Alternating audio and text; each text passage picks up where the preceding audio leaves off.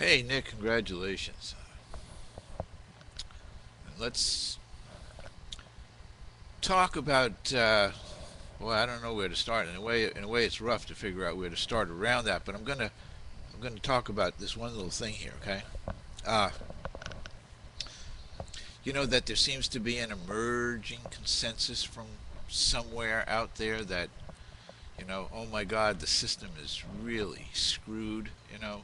Uh, that's really what the crisis was about, in my opinion, my humble opinion. You know, before uh,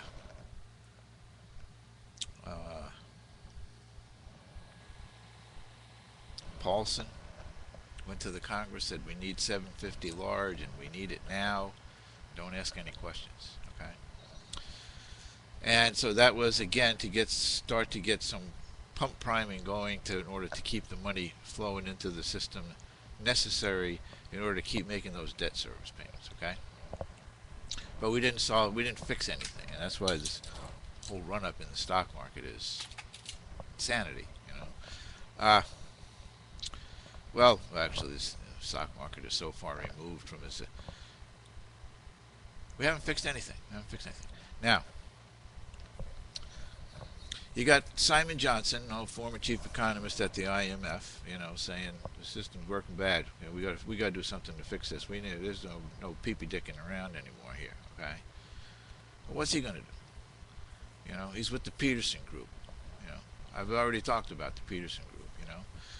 Simon Johnson, with all due respect, he's a guy who at least he talks about, the real serious problem in the banking system. Okay, but those Peterson guys are just about, well, what we want to do is we got to get, no different from the Squam Lake Group, you know.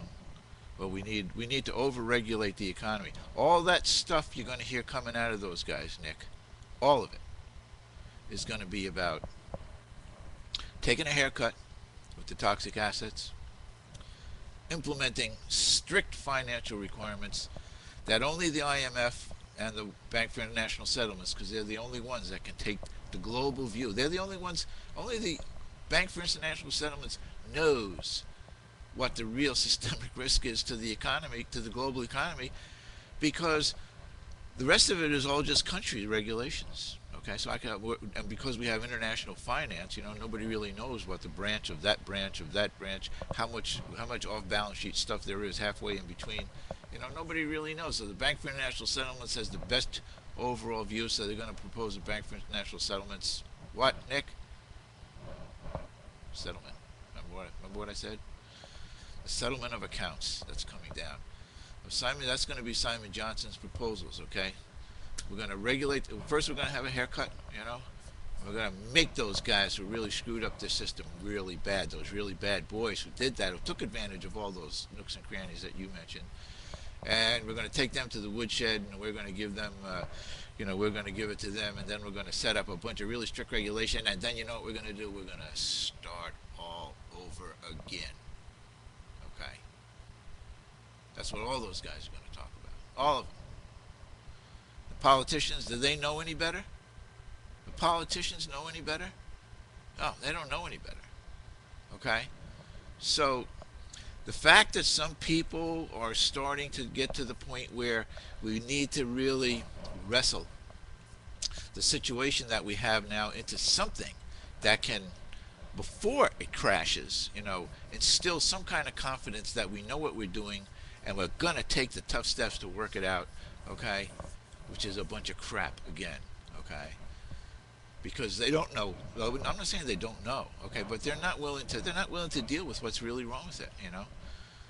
Here's the question for Simon Johnson is, well, what went wrong? You were the IMF's chief economist.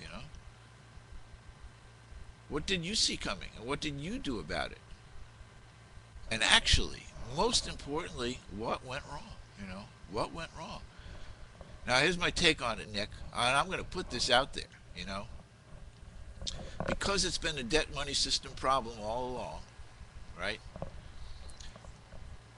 You take the last 25 years of booms and busts, And each one of those bubbles that went out through those 25 years was a necessary bubble expansion, okay, in order to keep it going, and a necessary contraction. What happens in the necessary contraction goes back to what Gary talks about. Well, they're holding the paper on all that stuff, okay? So in the contraction, when the musical chairs, are getting pulled out one at a time, there's an accumulation of wealth among the people that are surviving, okay? And that serves a purpose for a while, and they get some wealth accumulated, they start expanding the money supply again, and we do it all over again, and we end up with another bubble, okay? We end up with another great big bubble, and then something comes crashing down, you find some weakness in there, it comes crashing down, there's another contraction.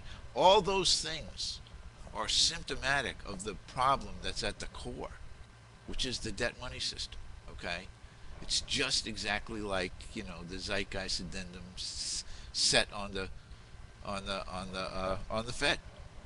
Too true. Don't forget about the rest of that stuff about resource economics, or where do we get from, how do we get here? What's the meaning of religion? All that stuff. But they got the money part right. So here's the thing. You got to ask what the solution is. And this is what I want to promise you, okay? Yeah, I know that they have a few guys that are back there trying to figure out how to raise the next curtain. But unfortunately, they have nobody that's working on the real exit strategy. The exit strategy from the debt money system, okay? There's nobody working on that, Nick, okay? I'm working on it, Pete and I are working on it. Different people, are working on it. The American Monetary Institute is working on it, and they've been working on it for a long time. There's a group over in England that's working on it, right as we speak, and there's going to be a proposal come out very soon. And you want that proposal when it comes out to take, and you want to drag that proposal when it comes out, because I'm telling you that it's coming out, okay? It's going to be coming out. You want to drag that in front of your Mr. King, the King, is it? And you want to say, what about this? What about this? Because it's going to be a damn good proposal, because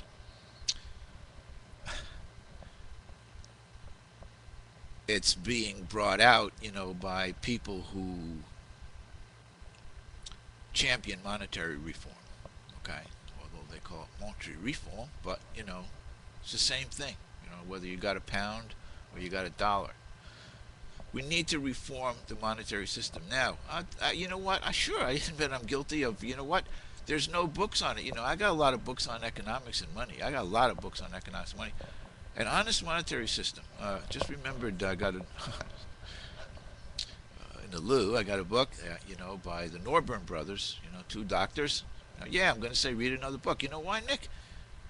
Because just like Mr. King and just like Mr. Johnson, okay, Joe is making it up as we go along.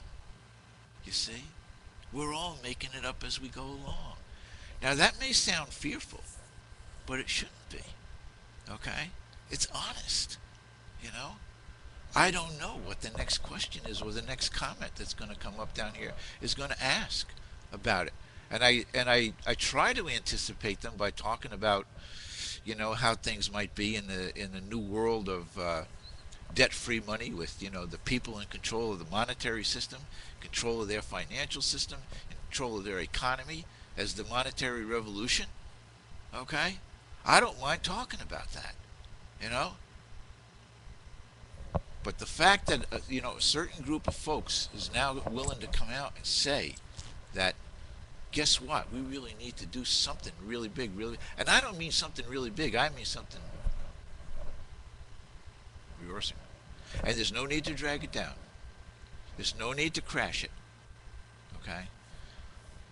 There's no need to have a new international monetary authority. We just need a cooperative relationship amongst the countries that we're going to keep adequate money supplied into the economy, and then we begin the transition and the transformation from debt money to debt-free money.